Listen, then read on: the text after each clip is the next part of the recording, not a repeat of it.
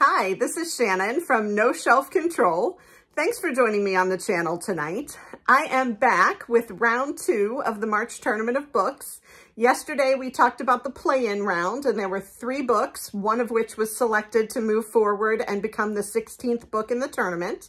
You can check out that video. I will link to it below if you're interested to see who won yesterday's round and will be that 16th book. But today we have 2 more books for round 2 of the tournament, and we have the judge that I would like to talk about and introduce you to first. So the judge for today's round is Cerise Cohen. She is a writer. She is a recent graduate from the MFA program in fiction at the University of Montana.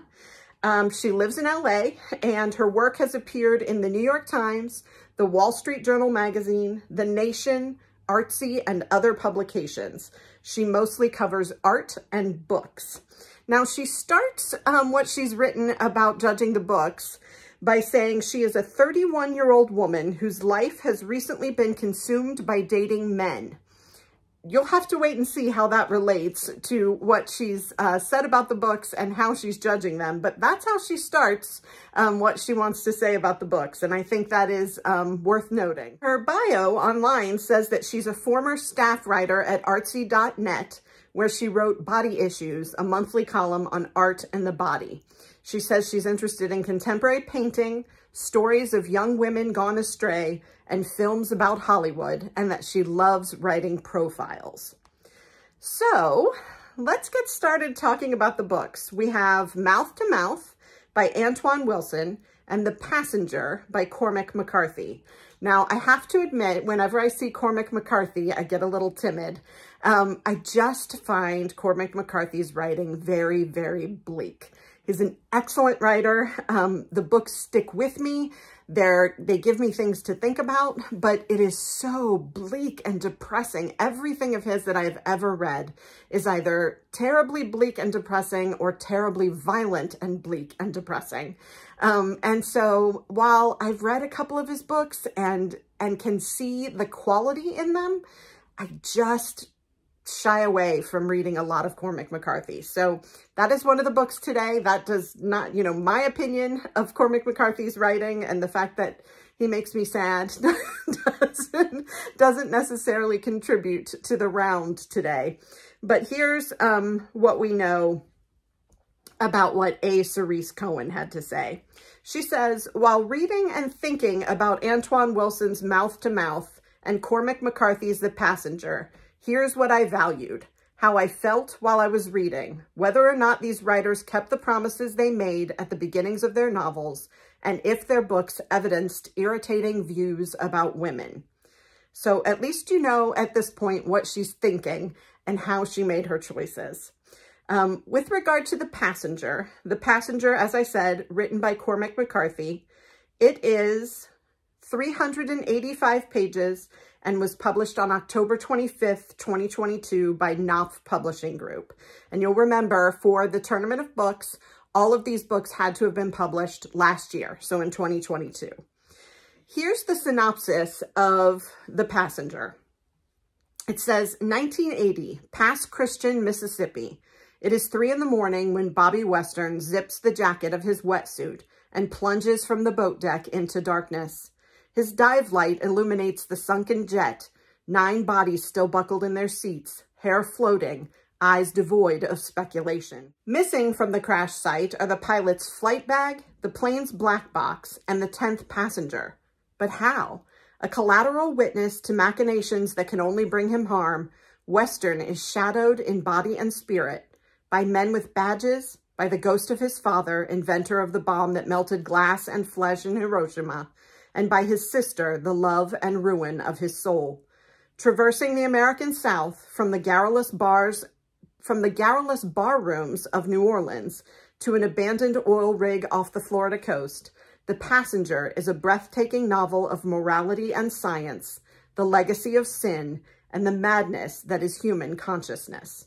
So you can see what I mean when I say that, books by Cormac McCarthy tend to be bleak. 9 bodies still buckled in their seats, hair floating, eyes devoid of speculation. So that is the synopsis of The Passenger by Cormac McCarthy. The second book on our list today in the competition is actually called Mouth to Mouth by Antoine Wilson. And it is only 179 pages.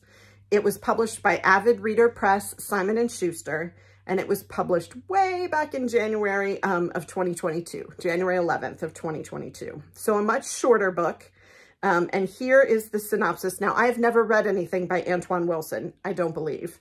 So I have nothing to share on that topic. But here's the synopsis of that book. In a first-class lounge at JFK Airport, our narrator listens as Jeff Cook, a former classmate he only vaguely remembers, shares the uncanny story of his adult life, a life that changed course years before, the moment he resuscitated a drowning man. Jeff reveals that after that traumatic, galvanizing morning on the beach, he was compelled to learn more about the man whose life he had saved, convinced that their fates were now intertwined. But are we agents of our fate, or are we its pawns? Upon discovering that the man is renowned art dealer Francis Arsenault, Jeff begins to surreptitiously visit his Beverly Hills gallery. Although Francis does not seem to recognize him as the man who saved his life, he nevertheless casts his legendary eye on Jeff and sees something worthy. He takes the younger man under his wing, initiating him into his world, where knowledge, taste, and access are currency, a world where value is constantly shifting and calling into question what is real and what matters. The paths of the two men come together and diverge in dizzying ways until the novel's staggering ending. Sly, suspenseful, and engrossing, Mouth to Mouth masterfully blurs the line between opportunity and exploitation, self-respect and self-delusion, fact and fiction, exposing the myriad ways we deceive each other and ourselves. So that sounds intriguing to me. You know, the idea that he saved this gentleman's life, the gentleman doesn't recognize him, and now he's back in his life, and what's going to happen there. It just, you know, makes me want to read it and find out what happens. So here is what Cerise Cohen has to say about the two books. She says, I read The Passenger first because it's longer, I'm a slow reader, and I was worried about finishing both books on time. And wow, does this book present well. The novel opens with a brief, chilly passage in which a hunter finds a dead girl in a snowy forest. The subsequent first section features an enigmatic dialogue between Alicia, the dead girl of the opening, and the kid, a hallucinatory figure who will visit her throughout the book. The pair's conversations are interspersed with scenes of the novel's real hero, salvage diver Bobby Western. That's a cool name, isn't it? Bobby Western. When we meet him, he's exploring a sunken charter plane that has crashed off of New Orleans. Both a passenger and the JEP case, which stores navigational data, are missing from the wreckage. After making this discovery, Bobby's diving partner dies under mysterious circumstances, and Bobby begins to believe that someone is following him. He tries to escape his pursuers and finds that he can't outrun them or his family's tangled past. I thought this was a fantastic, suspenseful setup, and I readied myself for an intricate plot that would offer more intrigue and some answers regarding the plane, Alicia's death, and the malign forces at play. But The Passenger is not especially interested in plot. Instead, we watch Western converse with friends in New Orleans eateries, move around and then out of the country, and consider his family's history at large. His father helped develop the atomic bomb, and The Passenger devotes much space,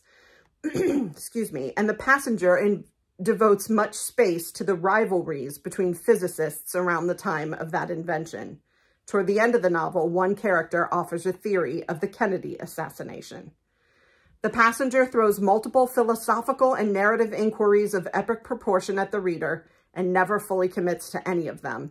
The novel reads like an underdeveloped, multi-generational family saga with a half-baked conspiracy plot, much of it told via extensive blocks of untagged dialogue that can leave the reader lost in a hazy cloud of erudite language. This may not bother some readers, especially McCarthy fans. Another huge admission here, this is my first novel of his, and those who come to literature for a particular mood. Haunting images abound and ideas swirl around death, ruins, physics, writing, and the passage of time.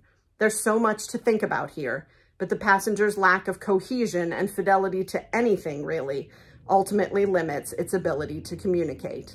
She says more, but I will leave you there. I think that gives you a sense for what she thinks of The Passenger. I will admit, she does not seem to be terribly fond of either book. So the choice that she makes appears to be the lesser of two evils in this particular situation. So let's talk about mouth to mouth. With regard to mouth, she says, mouth to mouth, like The Passenger, structures itself around conversations between men, but they're much more entertaining. Wilson's unnamed narrator runs into an old college acquaintance, Jeff Cook, at JFK Airport, and Cook simply tells him what he's been up to since they graduated. This mundane conceit sharply contrasts the Shakespearean dimensions of Cook's tale, which features a near drowning, an obsession with a Los Angeles art dealer, and an upper-crust domestic drama. A tight, linear plot structures Cook's story, and twists and turns abound. I fear giving more away and ruining the experience for the next reader. At 179 pages, broken into 65 chapters, Mouth to Mouth is a svelte little volume with nary an excess word. So then she goes on to talk a little bit about what folks might not like about Mouth to Mouth. And she says, I can imagine another reader's potential complaints. Mouth to Mouth is an unapologetically bourgeois narrative about a rarefied world. It features a celebrity house-sitting gig, expensive paintings, and an international ski vacation. Although it is quite confident in its prose and drive, it lacks the passenger's scope and ambition. Although I did wonder while reading the latter where one draws the line between ambition and hubris. So those are her takes on both books, on each book individually. And, you know, I can say that having read that, I don't think she was incredibly fond of either book, as I mentioned a minute ago. So let's talk about who she chose and why. I'll first read to you a little bit about what she says about the why part. The Passenger continues to haunt me. I recently dreamed about a plane crashing into a pool, and I felt the book had meaningfully wormed its way into my subconscious. When I finished Mouth to Mouth, I simply thought, well, that was fun. This reviewer, admittedly, is a skier with a penchant for propulsive stories about art, money, and power, and is not going to apologize for it. Toward the end of Mouth to Mouth, the narrator describes Cook's tale as a story he seemed to have told off the cuff, unrehearsed, spontaneously upon finally meeting an ideal audience. Maybe I was the ideal audience here. I experienced the book as a performance that did exactly what it set out to do. Tell a surprising story with sharply drawn characters and intrigue that paid off. The timing was good. The chemistry was there. This book treated me well. That's my choice. So she chose Mouth to Mouth by Antoine Wilson, and I will say that her review leads me to want to read it. It's a short book. It's a story that someone is telling to someone else. It sounds propulsive. You know, I get the fact that there's a lot of privilege and rarefied air involved in this story, but I would be willing to read it anyway. So curious about that choice, and curious to hear what you think. Which book would you have chosen, having, you know, heard both of the synopses and a Cerise Cohen's take on each book? Which one would you have preferred? So that is the book that will go forward in round 2 of the tournament, or maybe this is round 1 and the play-in round doesn't count. I don't know. I'll have to look that up and let you know tomorrow. So this is Mouth to Mouth. It is going forward in the tournament, and I will be back tomorrow to tell you what the next 2 books are and who is going forward for that day. So thanks for listening, and I hope to bring you back more soon. If you enjoyed this, go ahead and click like and subscribe, and I'll be back with more information about the Tournament of Books every weekday in the month of March. Thanks. Bye.